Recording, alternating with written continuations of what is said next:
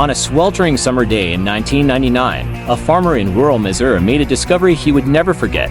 Lying in a remote cornfield 20 miles from the city was the body of a man already decomposed beyond recognition. No identification, no witnesses, no clear cause of death, just a folded sheets of paper tucked inside his pocket, covered in strange codes that no one, not even the FBI, has ever been able to solve. This is not a spy novel, not a movie script. This is a real case. A man named Ricky McCormick, dead at 41, left behind one of the greatest unsolved mysteries in modern American history. For over decades, investigators, codebreakers, and amateur sleuths have been haunted by the same chilling questions. Who killed Ricky McCormick? Why was his body abandoned miles from home? And what do those strange coded notes actually mean? This is the story of Ricky McCormick's mysterious death, a true crime case where the victim may have taken the answers to the grave. Ricky McCormick was born on June 14, 1958, in St. Louis, Missouri. His early life was unremarkable, but as he grew older, it became clear Ricky faced challenges that would shape his entire existence. He suffered from chronic heart and lung disease, conditions that left him weak and often breathless. Even simple tasks could be exhausting. Doctors warned him repeatedly to avoid overexertion. For Ricky, life was a constant balancing act between survival and collapse. School offered no relief. Ricky struggled academically and dropped out around the 9th grade. Many believed he was functionally illiterate. Some of his own family members claimed he could barely read or write. And yet, Ricky developed an odd habit. He often scribbled down notes, strange strings of letters, numbers, and symbols that only he seemed to understand. To his family, it was just Ricky's quirk. To investigators, after his death, it would become the centerpiece of one of the strangest mysteries they had ever encountered. Socially, Ricky lived on the margins. He had minor brushes with the law, including small-time offenses that landed him in prison for short stints. But he was never known as violent. His life was defined less by crime and more by survival. Friends described him as quiet and eccentric, someone who often kept to himself, someone vulnerable.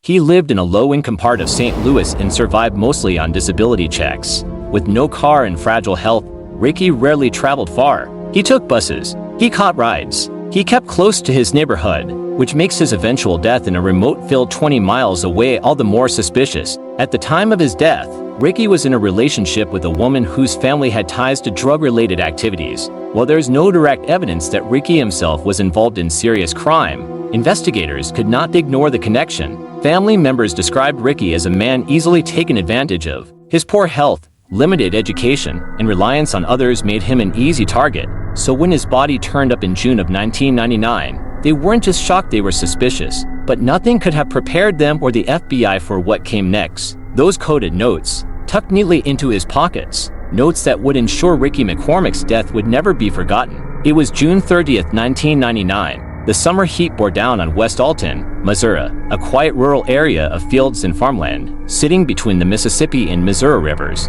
A farmer, going about his routine, noticed something unusual lying in a field near an abandoned road.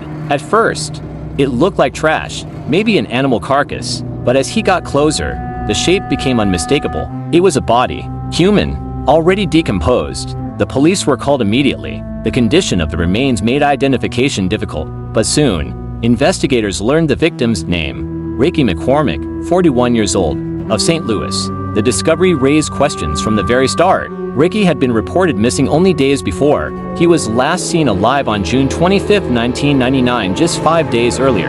And yet, the medical examiner determined his body had been lying in the field for much longer than that. This inconsistency suggested one of two things. Either Ricky's time of death was miscalculated, or there was something very unusual about how his body ended up there. Adding to the mystery was geography. Ricky didn't drive. He had no car.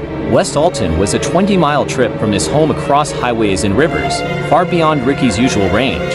How did a man with chronic health problems, no transportation, and little reason to travel end up in such a remote area? Detectives quickly ruled the death suspicious, but the more they looked, the stranger it became. From the outset, investigators faced roadblocks. The medical examiner's office could not determine an official cause of death. Ricky's body was decomposed. There were no clear signs of trauma, no bullet wounds, no stabbing injuries. His chronic heart and lung disease complicated things further. Had he simply collapsed in the field? Or was he killed elsewhere and dumped? The absence of answers fueled suspicion. Investigators turned to Ricky's family. His relatives painted a portrait of a man with vulnerabilities, someone who might have been in the wrong place at the wrong time. They revealed Ricky's habit of scribbling strange notes, odd letter-number combinations no one could decipher. Police didn't think much of it at first, but when they searched Ricky's pockets, they found them, 2 folded sheets of paper, both covered, front to back, with writing, strange sequences of letters, numbers, symbols. It wasn't standard shorthand. It wasn't recognizable as any known code. It looked like nonsense until you looked closer. To trained eyes, it was deliberate, structured, repetitive. Someone had written this with intent. Detectives realized these papers might be the key to unlocking what happened to Ricky, but when they sent them to experts, including criminalists, no one could crack the code. The FBI became involved, bringing the case under the attention of their cryptanalysis and racketeering records unit. These were the people who handled some of the most complex codes in criminal investigations. Yet even they were stumped.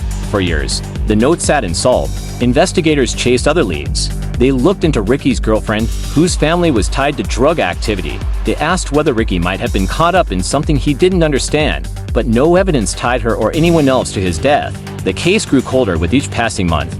By the early 2000s, Ricky McCormick's file was quietly slipping into obscurity. No suspects, no cause of death, no solved code, just questions. And yet, it was those 2 sheets of paper, those impossible notes, that would eventually bring Ricky's case roaring back into the public eye. Because more than a decade later, the FBI would do something extraordinary. They would admit to the world that even they could not solve Ricky's code, and they would ask the public for help. By the early 2000s, Ricky's case had grown cold, with no suspects, no witnesses, and no cause of death. Investigators were left staring at the same 2 sheets of coded notes. The FBI's cryptanalysis and racketeering records unit, one of the most elite code-breaking divisions in the country, took on the challenge. These were men and women who had cracked ciphers from criminal gangs, mafia operations, even foreign spies. But Ricky's papers refused to yield their meaning. The sequences of letters and numbers were structured, repeating, deliberate. They weren't random, but without a key, they were impossible to read. They released the notes to the public. On their official website, in a section titled Unsolved Ciphers, they posted photographs of the 2 pages, alongside a message. Breaking any code involves 3 things: knowledge of the code's structure, the key, and plain old determination. Without the key, we cannot solve it. Maybe you can. The admission stunned the public. The FBI, an agency synonymous with secrecy and control, was asking ordinary people for help. The coded note spread online like wildfire.